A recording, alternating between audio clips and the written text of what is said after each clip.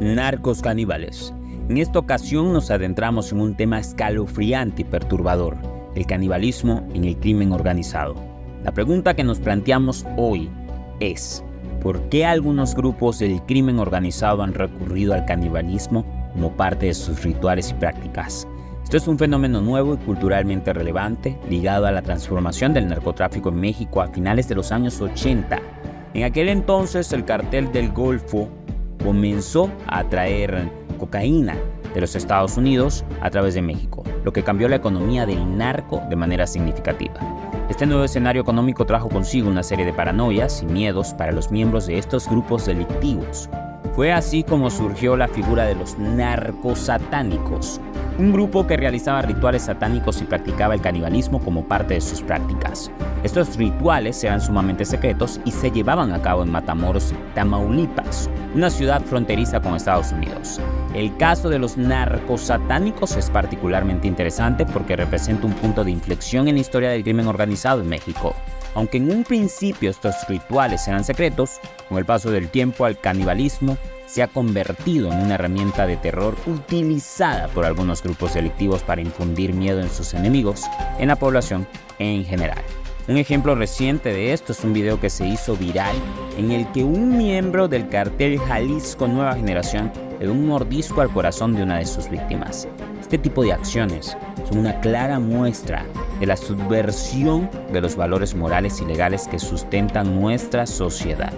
Según Longnis, el canibalismo y sacrificio humano son la base de toda la civilización judío-cristiana, por lo que su práctica representa una violación profunda de nuestras normas y valores. Pero, ¿por qué algunos grupos delictivos recurren al canibalismo? Se debe a que el canibalismo es una transgresión moral y legal tan profunda que genera una relación de complicidad exaltada entre quienes participan en el ritual. Esta complicidad crea una distinción tajante entre los que están adentro y los que están afuera, generando lealtades alternas y desafiantes a la sociedad en general. Es importante señalar que el canibalismo en el crimen organizado no es un fenómeno aislado, sino que está vinculado a una serie de prácticas y creencias que forman parte de la cultura del narcotráfico. Una de estas creencias es la devoción a la Santa Muerte, una figura que representa la muerte y la protección divina para muchos miembros de estos grupos delictivos. La Santa Muerte juega un papel importante en la práctica del canibalismo, ya que representa una forma de refundar un tipo de estado alterno que subvierte los valores de la moralidad, la sociedad y el Estado. Esta subversión de los principios fundamentales en nuestra sociedad genera una justificación y legitimación de las acciones ilegales y antisociales de estos grupos delictivos.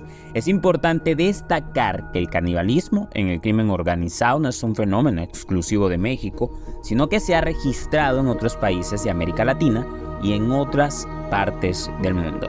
Sin embargo, en el caso de México, este fenómeno está vinculado a la historia de la colonización y la cristianización que se justificaron en gran medida en contra del sacrificio humano y el canibalismo. Por lo tanto, la práctica del canibalismo en el crimen organizado representa una forma de enfrentar y desafiar a la civilización occidental y a los valores que sustentan nuestra sociedad. Según Longnis, esta es la versión moderna de prácticas que implican una forma de decir somos otros, somos distintos. Ahora, pasemos a hacer referencia a esta noticia en el que se consiguen rastros de estos síntomas de conducta de narcocanibalismo. En el corazón de Nacajuca, Tabasco, un oscuro secreto se esconde detrás de la fachada de una pequeña ciudad aparentemente tranquila. El mes pasado, las autoridades locales capturaron a 12 presuntos miembros del cartel Jalisco Nueva Generación, uno de los grupos delictivos más peligrosos de México. Pero lo que descubrieron durante la investigación los dejó helados hasta el tuétano. Entre los detenidos había 2 menores de edad que confesaron haber comido parte del cuerpo de sus víctimas. Esta escalofriante revelación sacudió a la comunidad y puso de manifiesto la brutal realidad del crimen organizado en la región.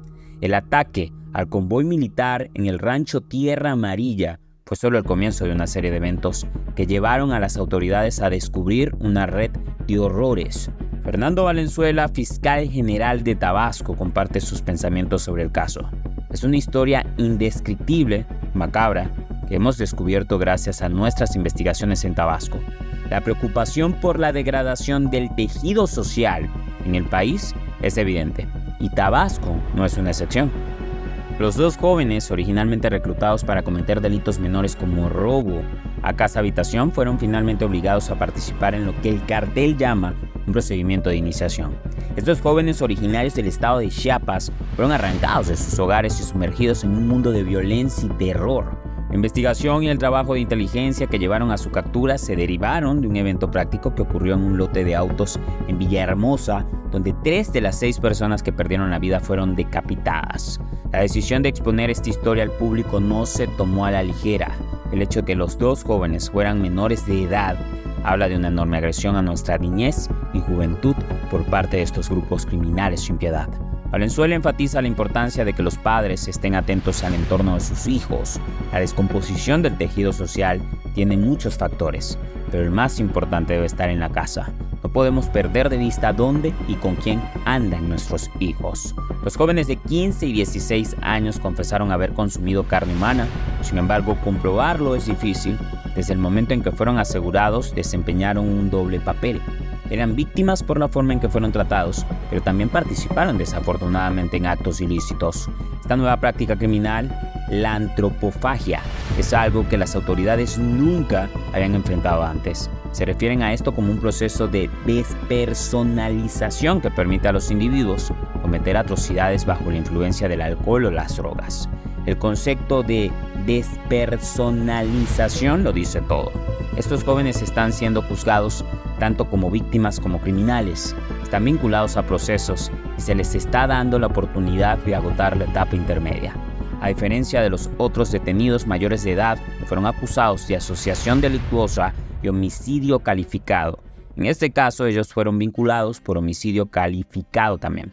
Es importante destacar que este caso no es un incidente aislado. El reclutamiento de niños y jóvenes por parte de grupos criminales como el Cartel Jalisco Nueva Generación es una realidad aterradora en muchas partes de México. La historia de estos dos jóvenes es un recordatorio escalofriante de las consecuencias de la descomposición social. La investigación y la captura de estos presuntos miembros del cartel son solo el primer paso en la lucha contra el crimen organizado y la violencia en la región. La colaboración entre las autoridades locales y federales, así como la participación de la comunidad, son esenciales para abordar este tema y este problema de raíz. Como sociedad debemos estar atentos a las señales de alerta y tomar medidas para proteger a nuestros hijos del reclutamiento criminal.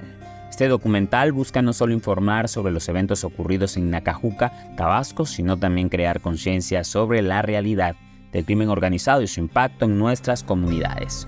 La historia de los narcocaníbales es una que nunca debió haber sucedido. Pero al sacar a la luz estos horrores, esperamos poder prevenir futuros casos y trabajar juntos para restaurar el tejido social de la sociedad. Solo entonces podremos asegurarnos que los jóvenes crezcan en un entorno seguro y libre de violencia. Nos vemos en el próximo episodio dedicado a los crímenes más impactantes. Hasta entonces, cuídense mucho y recuerden que la justicia siempre debe prevalecer.